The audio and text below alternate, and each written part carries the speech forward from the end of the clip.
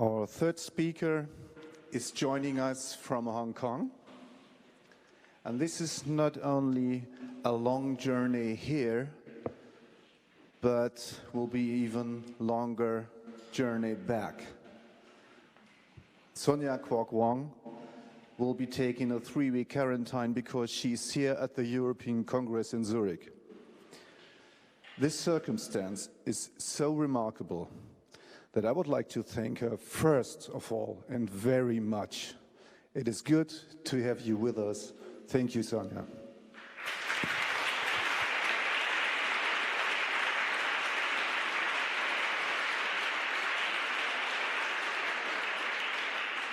So a brief introduction of your person will follow, and you can prepare in between, dear Sonia.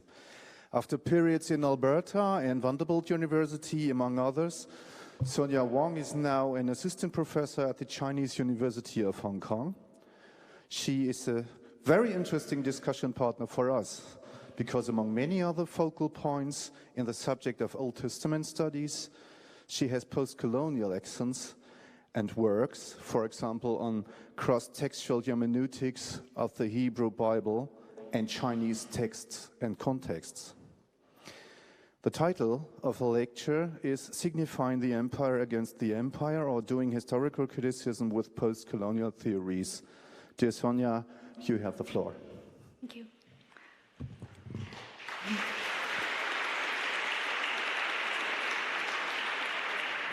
Thank you all for your warm welcome. One of the main tasks of historical criticism is to theorize the composition process through which a text arrived in its final form, and trace its sources and reconstructing the redactional stages through internal literary analysis. Differences in styles, vocabulary, phraseology, linguistic discrepancies, logical contradictions, thematic inconsistencies, unwarranted repetitions are considered clues to the text compositeness or coherence. As a result of these assumptions, textual ambiguity is often explained by ways of dissecting the text and assigning fragments to different sources or layers, each with presumed ideological and logical consistencies. Textual ambiguity, thus, is seldom regarded as the imprint of the socio-cultural and historical circumstances and psychological struggles stemming from the biblical writer's world. Although historical critics are aware of the influence of ancient imperial cultures, such as Egyptian, Assyrian, Persian, and Hellenistic empires on the literary production of the Hebrew Bible, the effects of imperialism on the signifying activities of the biblical writers and the relations to textual ambiguity have still not received adequate attention. One of the major tasks of postcolonial biblical criticism is to analyze the biblical text with respect to the imperial cultures of the ancient Southwest Asia and the Mediterranean basin, with the aim of unraveling how imperial cultures conditioned the production of these texts. Postcolonial critics assume that all texts are historically and culturally conditioned. Therefore, criticism must be attentive to the lived struggles of the original writers and the readers. All texts stem from the lived experience. There is no text without experiences. By the same token, there are no experiences without text. That is, without a world that is not shaped by text. Thus, postcolonial critics assume that a text is both a mirror to the world in which it was produced and a hammer that contributes to the shaping of that world.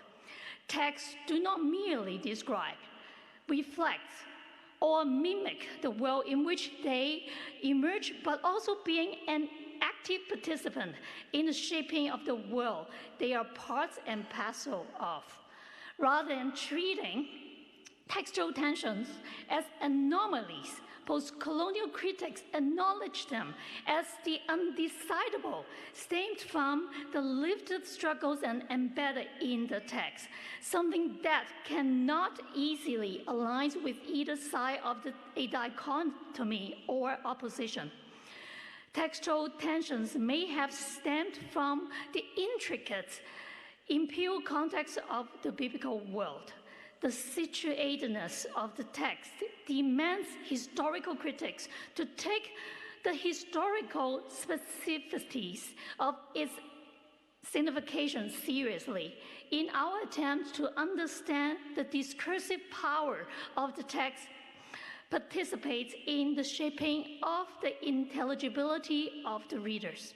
With respect to ancient imperialism, it is to say that biblical text must be analyzed as a discourse against the imperial background in which it emerged, to see how the text reinforces, we inscribe, we sit, collaborate with imperial ideologies. In this regard, post-colonial theories as the study of effects of colonialism on discourses can be a powerful critical tool to unravel the identity politics and resistance against imperial cultures embodied in the Hebrew Bible. Many of the motifs, such as ethnicity, identity, hybridity, exile, displacement, diaspora, homecoming, transculturation, and cultural othering that post-colonial critics preoccupied with are not confined to the contemporary world, but also appears in the Hebrew Bible. These papers argue that post-colonial concepts such as third space, ambivalence, hybridity, mimicry, and unhomeliness may help historical critics to reconstruct the original signifying context of the biblical text and understanding of the imperial context that may have given rise to the textual ambiguity by using the literal production of the Deuteronomistic history. Hereafter, I will use the abbreviation DH in the Persian period as an example. I will use the passage on the inception of kingship in 1 Samuel chapter 8 to 12, with a focus on Samuel's diatribe against kingship, which is in chapter 8, 11 to 18, to illustrate how the Deuteronomists, the collective entity to whom the composition of Deuteronomistic history is attributed, how they signified against Persian Empire without naming Persian Empire. Biblical scholars generally agree that a large part of the Hebrew Bible is written or has undergone final editing in the Persian period, after Cyrus the Great had inherited the territories of Babylon in 539 or 538 BCE. It is presumably written and canonized during the Persian and Hellenistic periods by the descendants of the Judean deportees who went back to their motherland, Yahoo, or Persian Judah, to act as the collaborators of the Persian regime and being the intermediaries to the local Yahudites. These Persian representatives were genealogically related to the Yahudites. From Ezra, Nehemiah, it could be inferred that the immigrants who had lived among the Persians were well aware of the ethnic difference to the hegemonic ethnic group Persians, and never regarded themselves as a member of the hegemonic group. Rather, they saw themselves as members of the subjugated people. The Persian policy of granting limited autonomy to local authorities and the sponsorship to the setup of local administration must be understood as pragmatic acts that serve the interests of the empire, not altruistic acts. Persia moved its imperial subjects to the peripheries of the empire to support its expansionism. Persian kings were keen to mobilize local elites. The imperialized elites were given the opportunity to migrate to their homeland. These elites must have pledged their allegiance to the Persian Empire to be entrusted with regional administration. The Persians would not have involved them in the regional governance should their loyalty prove to be dubious. It would not be surprised that biblical texts written or compiled in Persian period were parts of the spinning machine to smoothen the transition of imperial domination and subsequently to maintain the imperial control over distant territories. The biblical texts contain prime evidence for the mechanisms deployed by the Persian conquerors to make their rule of Yahud acceptable and legitimate, as well as illustrating how some of the Yahudite elites accommodated to Persian control. For instance, we can look at Ezra chapter 2, 1-2. It has been suggested that because the immigrants work on behalf of the ruling regime, their literary production was aimed at keeping the ruling regime in power.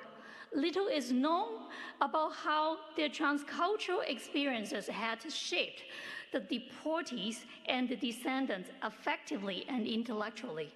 Long how their close encounters with the hegemonic Babylonians and subsequently Persians and the subjugated Yahudites have complicated their social identity.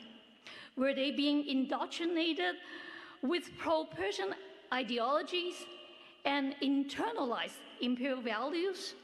Did they collaborate with Persians for the sake of cultural survival? Has their double role as imperial collaborators and members of the subjugated ethnicity cause any social conflict or even psychological struggles? While we do not have any archaeological evidence to reconstruct the picture, the stories of biblical figures such as Moses, Joseph, Daniel, Ezra, Nehemiah, Mordecai, and Esther, who are either situated in the foreign courts or appear as the double agents for both the imperialized and the imperializer, seem to have drawn from the lived experience of the comprador elite. Reflecting the intense psychological struggles and identity fragmentation, these double agents are living like a chameleon with Janus-like oscillation, mediating between the interests of the imperializer and those of their own subjugated ethnic group, both demanding their allegiance. Thus, a comprador is a split subject who vacillated between two internal psychic forces, constantly caught in the psychic conflicts of his urges, being in solidarity to his subjugated group, responding to the request of the imperializer, and negotiating between a way out of this double bind. However, the conflicting situation also afford an in-between discursive space where they could critique the social issues from the perspective of both the dominator and the dominated, and negotiating the interests of both sides. This in-between discursive space is what Homi Bhabha calls the third space, in which Conventional categories of identities and the myth of identity purity are challenged by the multiple, hybrid, fragmented, and fluid identities.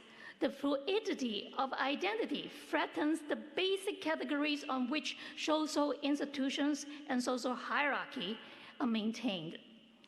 In the third space, science can be appropriated, translated, rehistoricized, and read anew. The Deuteronomists likely belonged to the Yahudite elite, occupying such a third space, oscillating between the dominator and the subjugated, carefully balancing the interests of the competitive powers. Because they never completely belonged to either side, they were likely to be critical of both sides and capable of challenging the political and religious assumptions and providing alternative views of life. Their signifying activities reflect, paradoxically, both subservience attitude to the imperializer and a subversive voice against their exploitative and oppressive policy. Their unique social location may be described with the postcolonial concept hybridity. Their upbringing in the imperial metropolis and their ethnic tie to the Yahudites complicated their social identities with both the cultural influences from the oppressor and the oppressed. This hybrid identity will be conducive to the maintenance of social coherence and social stability in Yahud. Because of their ethnicity, they would be more likely to be co-opted by the Persians and at the same time trusted by the indigenous Yahudites as protectors of their own people, as in the cases of Ezra and Nehemiah. I will argue later that this ambivalent attitude toward imperialism shown in 1 Samuel chapter 8 through 12 could have stemmed from a third space. Being the elite in a multi-ethnic empire characterized by ethnic diversity, high mobility of people, and social and economic interactions, the Deuteronomists would have access to a diversity of literary traditions and intellectual ideas through cultural exchanges with other ethnic groups, and the rights to use library and archival resources. Both cultural artifacts and literary traditions could travel through imperial territories along with the voluntary and forced migratory movement of people, potentially leading to literary syncretism and cultural translation.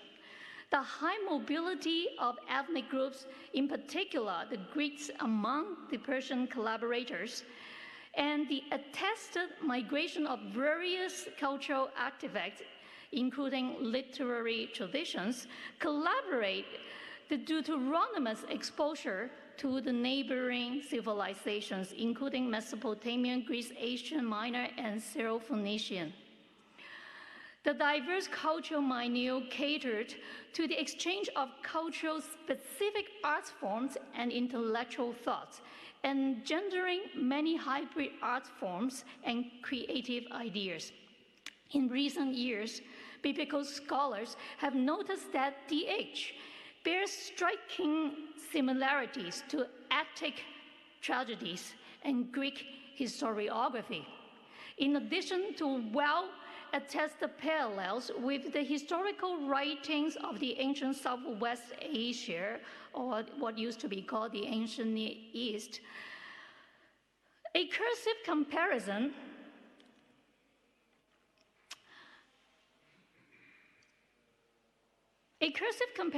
of the three reveals that DH is neither the direct descendant of the ancient Southwest Asian literature nor that of its Greek counterparts. It is rather a cultural translation of both historical traditions, with features accumulated from previous imperial cultures, Egyptians, Assyrian, Babylonian, Persians, and Greek. This suggests that DH belongs to a genre developed through the diverse cultural influence within Persia's rich cultural and linguistic surroundings, even though evidence in support of the regular exchange between Yahudites and the Greeks is lacking. Sporadic contacts are attached. Also, due to the ubiquitous presence of Greek people among the Persians, it would not be far-fetched to assume that the cultural encounter between the Yahudites and the Greeks were more common than evidence suggests. In fact, many biblical scholars have recently pointed out DH seems to share more similarities with Greek historiography than with the historical writings of ancient Southwest Asia. While historical writings of ancient Southwest Asia were political propaganda written for the purpose of political legitimation, consolidating the regime's power, vilifying the enemies, for territorial expansions, and subjugating other ethnic groups.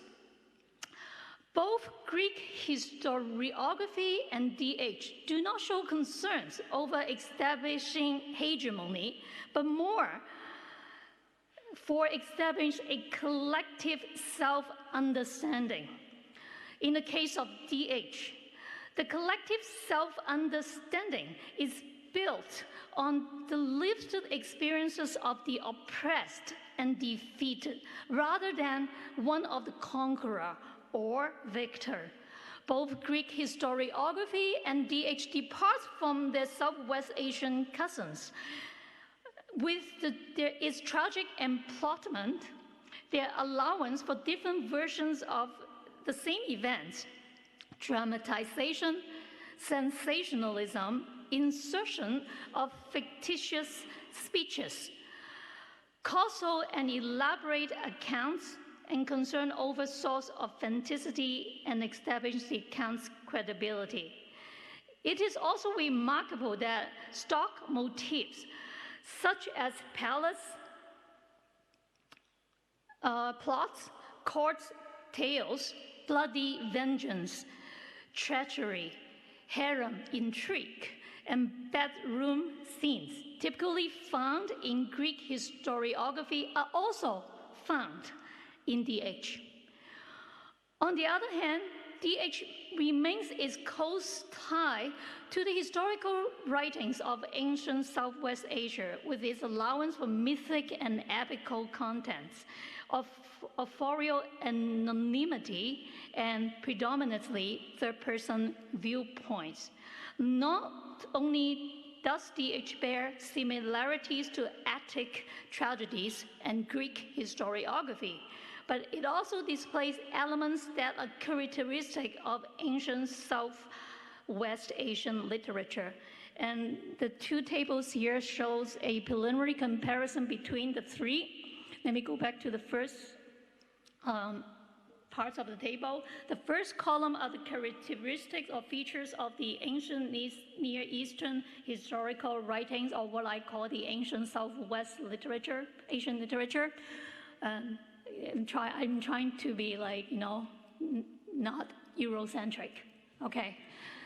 But I forgot to change that, so I should call it like ancient Southwestern Asian literature instead, okay? And the second column is Greek historiography. The third column is our literature, Deuteromistic history. And I color code the features, okay? The pink code is for the ancient Southwest Asian historical writings.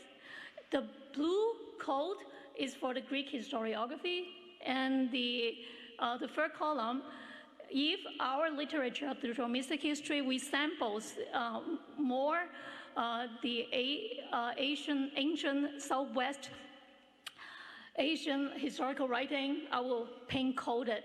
Do I have a pointer?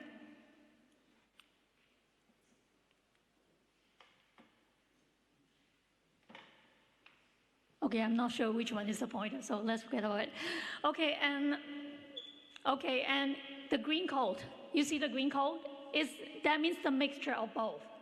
The Deuteromistic history contains that the features of both the Greek historiography and ancient Southwest Asian historical writing. For example, about agency, predominantly in the ancient Southwest Asian historical writing, we have divine agency, divine agency, and some human accountability.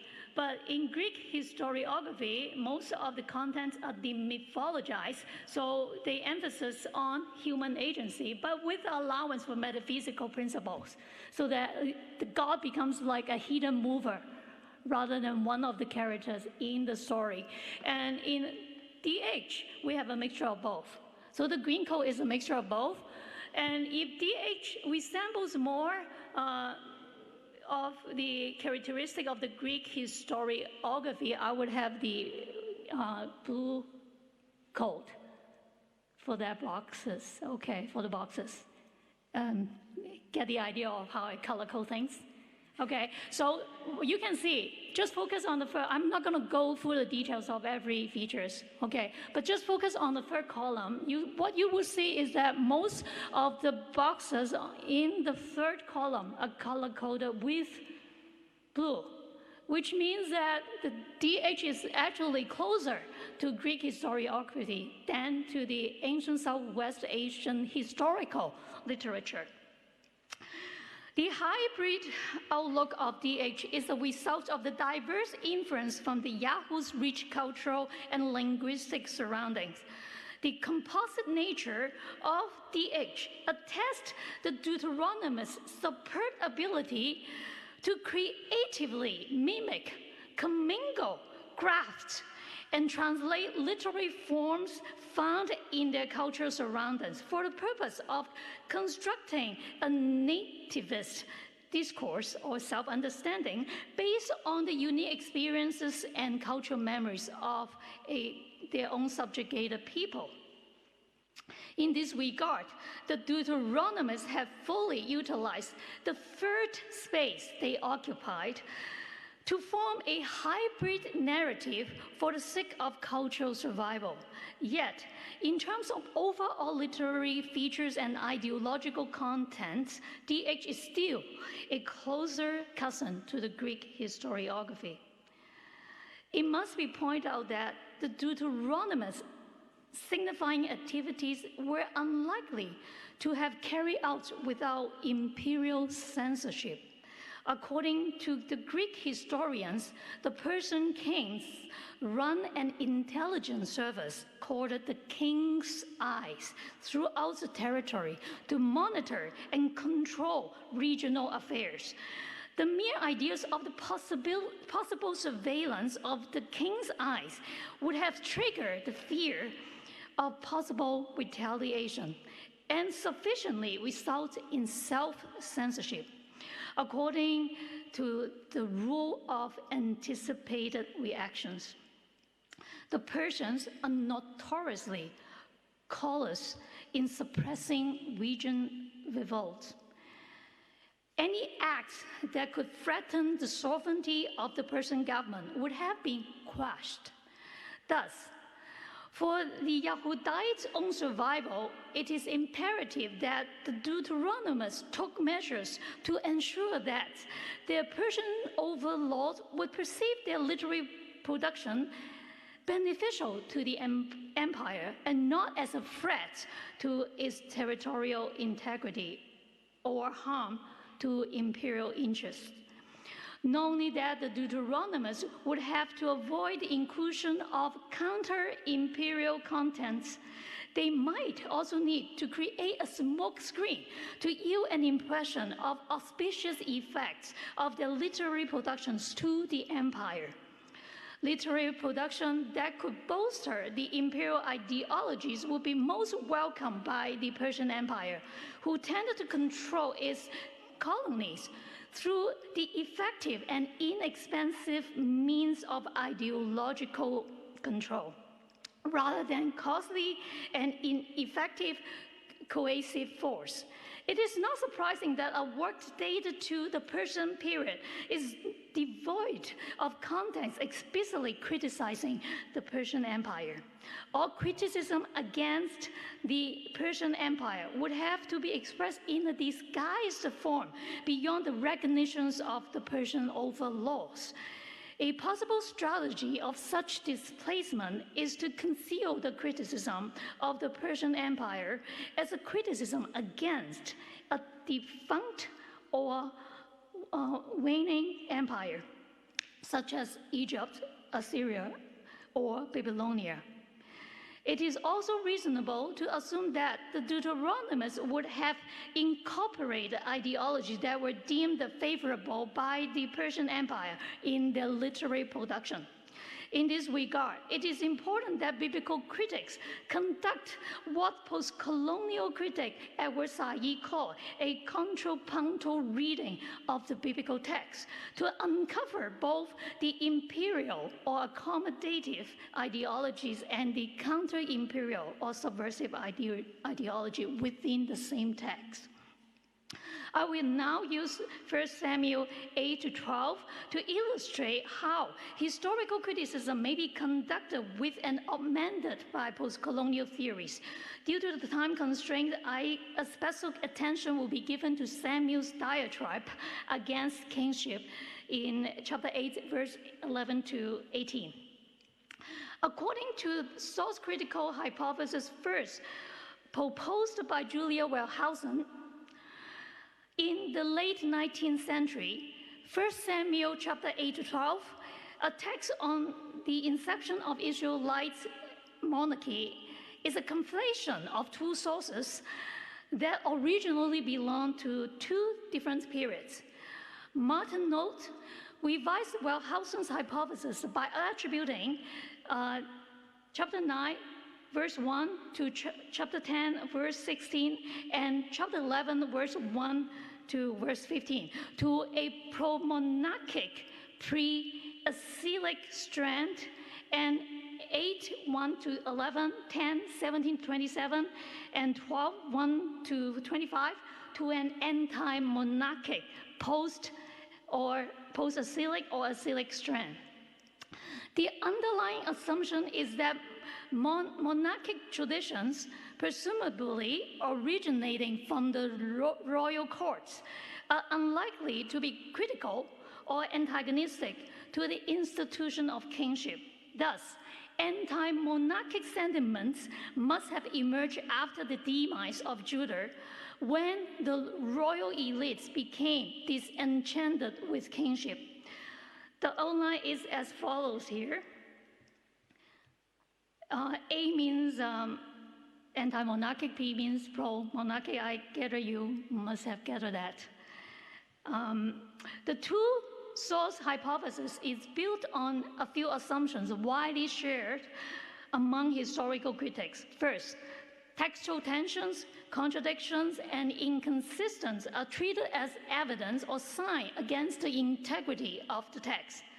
P1, Saul anointed king by Samuel. A2, Saul proclaimed the king by Lot. P2, Saul confirmed the king by military success, are thus regarded as three different versions of how Saul became the first Israelite king. Second, the hypothesis follows a binary logic. The binary opposition of either pro-monarchic sentiments or anti-monarchic sentiment is strictly observed. Third, it follows the circular argumentation of assigning fragments to sources, each devoid of ideological, thematic, and linguistic inconsistencies. Fourth, it follows a simple logic of one-to-one correspondence. The two-source hypothesis of 1 Samuel 8-12 presuppose that anti-monarchic attitude could only stem from the post-monarchic period and pro-monarchic attitude from monarchic period. The two oppositional sentiments are time-bound and differentiated, leaving no room for contesting sentiments to coexist. These presuppositions are based on the imagination of an ideologically homogeneous world with little, even none, gray area. They undermine both the irreducible complexity of ideological matters, as well as the sophistication of our biblical writers and their addressees, leaving no room for political ambiguity, equivocality, and ambivalence. Many scholars have adopted this binary framework in the reading of the Deuteronomistic texts that seemingly contain the conflicting and polarized sentiments on the institution of monarchy. Even though some biblical scholars have noticed the ambiguous and ambivalent attitude toward kingship embedded in this text, the two-source hypothesis continues to be the dominant theory to explain the Deuteronomist political ambiguity.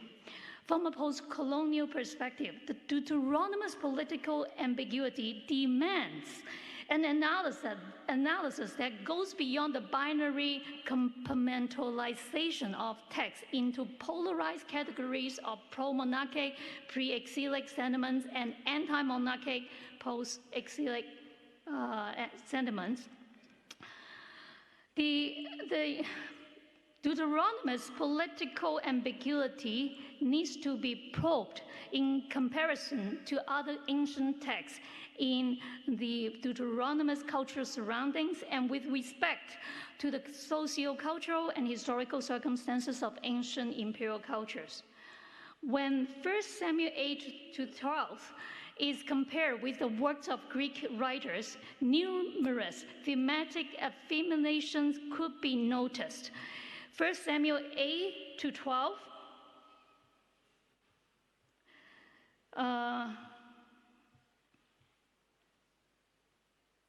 1 Samuel 8-12 presuppose the popular support of the introduction of kingship. And it presupposed that people ask for kingship because of their concerns over the internal injustice and unlawfulness in the society. And it also presupposed a desacralized view of kingship as a human institution, which deviates from the dominant imperial ideology of the ancient Southwest Asia that regards kingship as a divine institution and stands closer to the Persian and Greek concept of kingship. The DH concept of kingship stands closest to the Persian and Greek concept of kingship.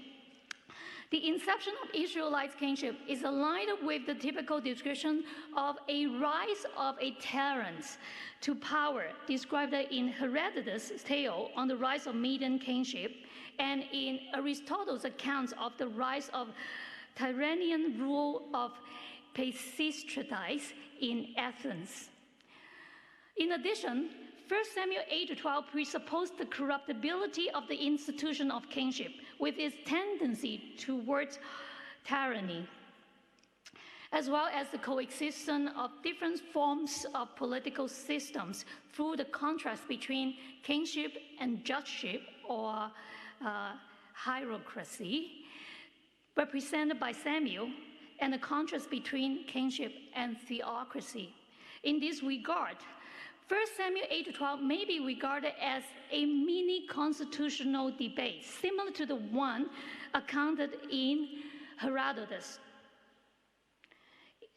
In Herodotus, Book 3, chapters 18-82, or paragraphs 80-82, Herodotus talks about a constitutional debate on kingship, oligarchy, and democracy. Now, all these common motifs found in the works of Greek authors of the 5th and 4th centuries, yet missing in the historical writings of ancient Southwest Asia, that presuppose kingship as the divine institution, and are unaware of the competitive political system to kingship. But all these features are found in DH. By virtue of the thematic and ideological affinities between the inception of Israelite kingship and the narratives found in the works of the Greek writers, it could be relatively secure that the text is written in the same Persian period. It suffices to say that if the textual coexistence of competitive political systems is reflective of a political historical context, the seemingly discrepancy in political stance could not be used as a diachronic criteria to assign sources and reduction layers. The political ambiguity and ambivalence reflect the historical zeitgeist of the contesting political system rather than the diachronic layers. Similarly, the three different versions on the rise of soul to kingship can only be treated as competitive narratives at the disposal of the Deuteronomists rather than a sign of diachronic layers. Similar juxtaposition of different versions is also found in Herodotus' accounts of the rise of Cyrus, as well as the rise of Darius, for which Herodotus provides 4 different versions, namely the election by divine oracle, by his vanquishing of the impostor king, election among the 7 generals, and by horse divination. Those 4 versions to describe the rise of Darius to kingship. In the oral culture of the ancient world, the coexistence of multiple versions of an event should not be treated as an anomaly, but rather as the norm of that world. The postulation of diachronic layers is insufficient to explain the political ambiguity in 1 Samuel 8-12, and explanation must be sought by situating the text in the imperial context of its times. From the beginning of the narrative, it is stated twice that kingship requested by the Israelites was a foreign institution. Thus, the exploitative and oppressive acts of the king explicitly state in chapter 8 and implicitly stated in chapter 12, express not a social critique against the inception of kingship, but rather as a social critique against an imported institution. When this foreign kingship is read against the historical backdrop of Persian hegemony, it becomes clear that this social critique is in reality a critique of Persian imperialism, and Samuel's diatribe against kingship is actually a diatribe against Persian imperialism as experienced by the Yahudites.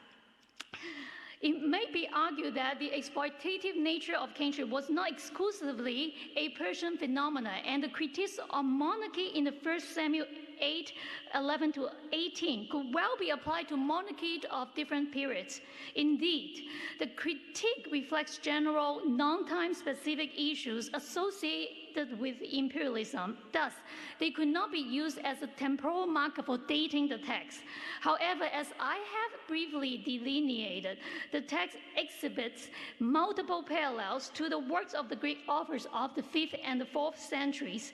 Thus, attempts should be made to decipher its meaning within the socio-cultural and historical context of the Persian Empire, in which the text is most likely to have composed. Reading the text with such contextual consideration, I argue that 1 Samuel 8:11-18 echoes the existential struggle of those who suffered under Persian hegemony, and the text prompts them to identify cognitively and effectively the exploitative acts of Persian imperialism.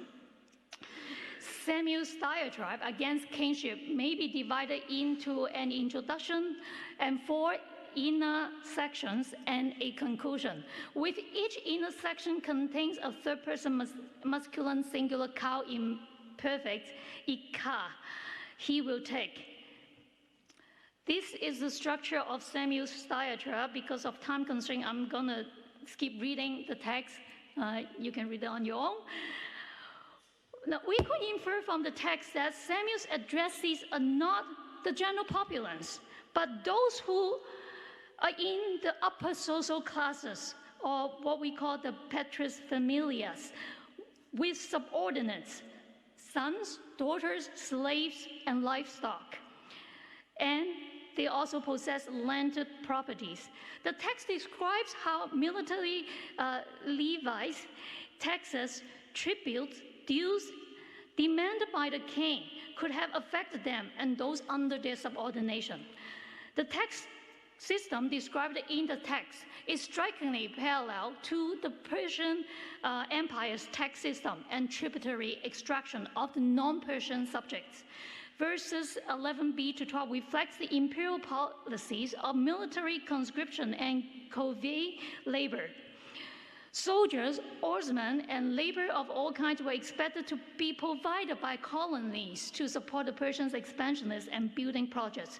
Not only that, Persian government could request the tenants of the royal lands to pay military levies.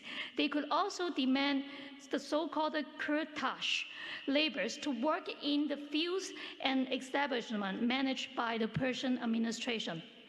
Peasants who were conscribed to fight in battles were expected to be fully armed and brought with them war supplies and money. These people include nearly all peoples of the empire. And verse 11b showcases the three main military divisions of Persian army: chariotry, cavalry, and infantry. From the Greek authors, we are informed that Persian armies were arranged according to ethnic groups, and even non-Persians were appointed army commanders.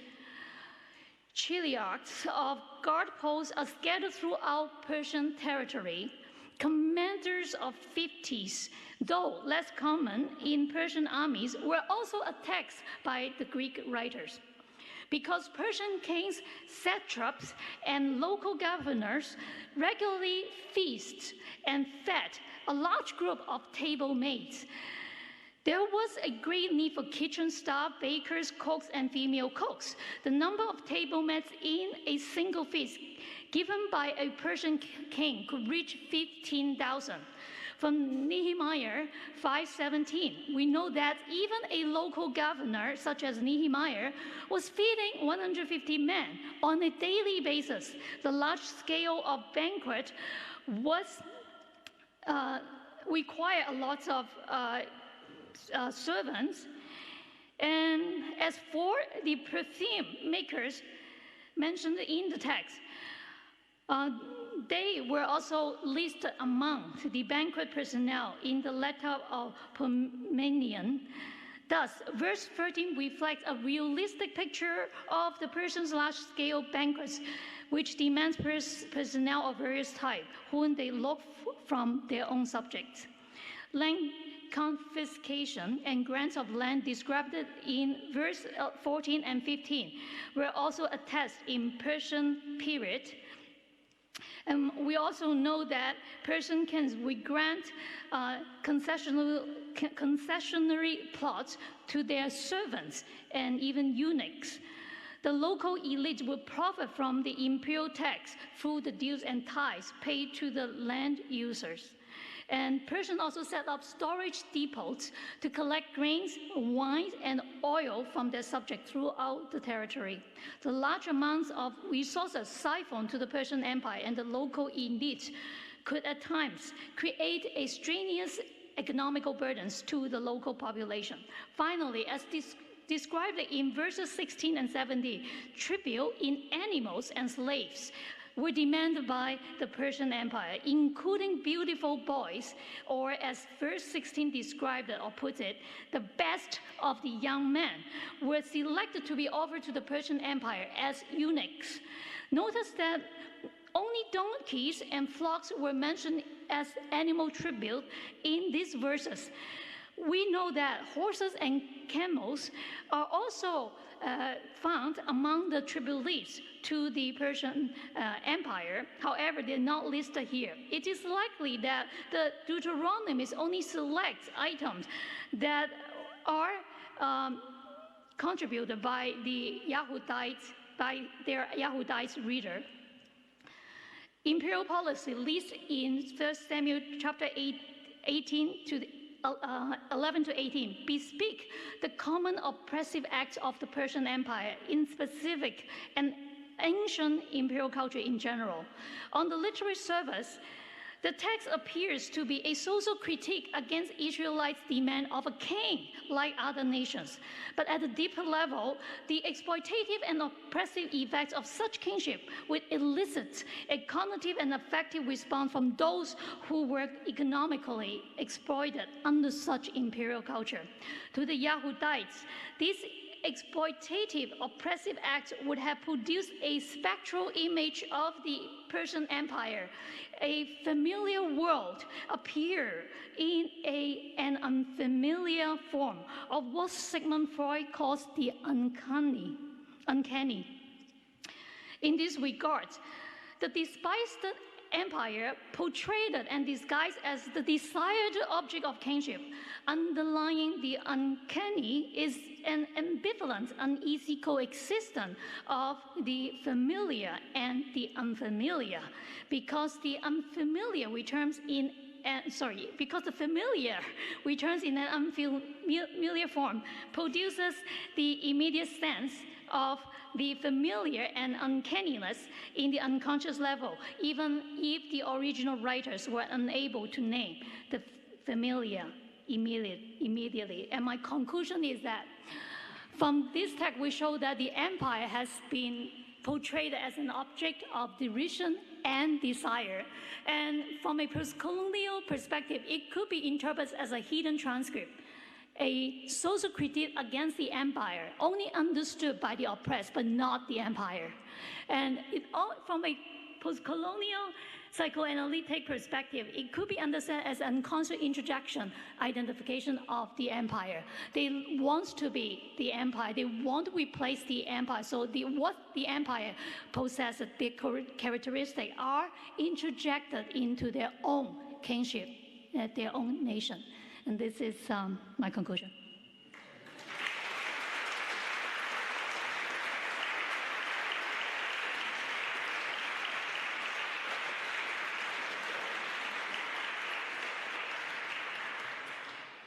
Thank you very much indeed, Sonia, for your thick presentation.